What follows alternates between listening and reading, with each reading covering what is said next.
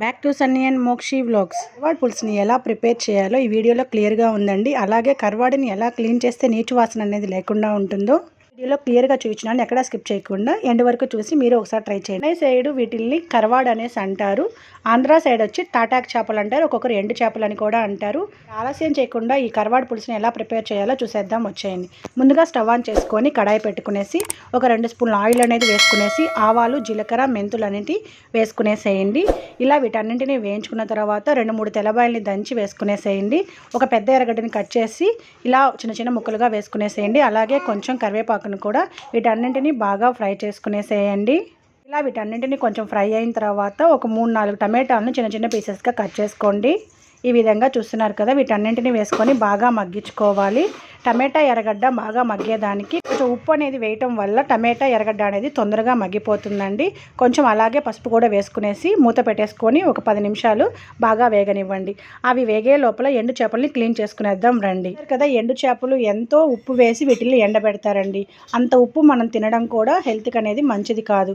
మరి క్లీన్ చేసుకోవడం చూస్తున్నాను చూడండి. ఈ విధంగా ఎక్స్ట్రాస్ అంతా కత్తెరతోటి కట్ చేసుకునేసేయండి. ఒక గ్లాస్ నీళ్ళని బాగా వేడి చేసుకునేసి ఇప్పుడు వేడి నీటిలో ఈ ఉప్పు చేపల్ని వేసుకునేసేయండి. చేపల్ని వేడి నీటిలో వేసుకొని క్లీన్ చేసుకోవడం వల్ల పైనుండే డస్ట్ అంతా పోతుంది. అలాగే ఉప్పు కూడా ఎక్స్ట్రా ఉండే ఉప్పు కూడా పోతుందండి. చూసారా ఎంత క్లీన్గా అయిపోయిందో. ఇలా వేడి నీటిలో వేసుకొని క్లీన్ చేయడం వల్ల ఎంత క్లీన్గా అయిపోయిందో చూస్తున్నారు కదా. చేపల్ని ఎండబెట్టేటప్పుడు ఎక్కడంటే అక్కడ పెట్టి ఎండబెడుతూ ఉంటారు. అక్కడంతా ఎలా ఉందో మనం చెప్పలేం కదా. అలాంటప్పుడు మనం యూజ్ చేసేటప్పుడు ఇలా వేడి నీటిలో వేసుకొని క్లీన్ చేయడం వల్ల ఇలా నీట్గా అయిపోతుంది. చూసారా, అంతలోపల ఎర్రగడ్డ టమాటా కూడా బాగా మగ్గిపోయింది. ఇలా మగ్గిన తర్వాత తగినంత కారాన్ని అనేది వేసుకునేసేయండి. కారం పచ్చివాసన పోయేంత వరకు అలా కొంచెంసేపు వేయించేసుకోండి. ఇక నేను 2 స్పూన్ల కారం అనేది వేసుకుంటున్నానండి. మీ ఇష్టం, మీకు కారం ఉప్పు మాత్రం మీకు టేస్ట్కి తగ్గట్టు మీరు వేసుకునేసేయండి. ఇప్పుడు చూడండి, కారం కూడా బాగా మగ్గిపోయింది. ఇప్పుడు చింతపండు పులుసుని పోసుకునేద్దాం. ఇక్కడ నేను ఒక నిమ్మకాయ సైజ్ అంత చింతపండుని పులుసు తీసుకునేసి ఈ విధంగా పులుసు అనేది పోసుకునేస్తున్నాను. ఈ విధంగా చింతపండు పులుసును పోసిన తర్వాత ఒక గ్లాస్ నీళ్ళను కూడా పోసుకునేసి బాగా ఉడకపెట్టేసేయండి. పులుసు అనేది బాగా దగ్గర పడేంత వరకు కొంచెంసేపు అలా ఉడికిన తర్వాత ఇప్పుడు మనం ముందుగా క్లీన్ చేసి పెట్టుకున్న ఈ కరవాళ్ళను కూడా వేసుకునేద్దామండి. కరవాళ్ళు అనేది లాస్ట్లో వేస్తే సరిపోతుంది. మరీ ఎక్కువసేపు అంతా ఉడకనవసరం లేదు.